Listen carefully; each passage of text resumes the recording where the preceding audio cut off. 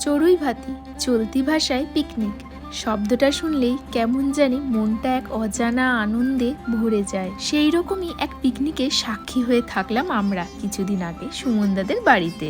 রান্নার তোড়জোড় করে তৈরি হচ্ছিল চিলি চিকেন।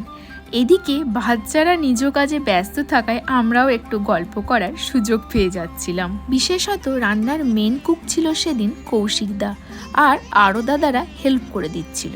ফ্রাইড রাইস আর চিলি চিকেন সবাই মিলে একসঙ্গে খাওয়া হলো। রান্না নিয়ে কিছু বলার নেই, এক কথায় অনবদ্য। তারপর বিকেল হতেই সবাই মিলে একটু আড্ডা মারা হলো আর একটু গান বাজনা।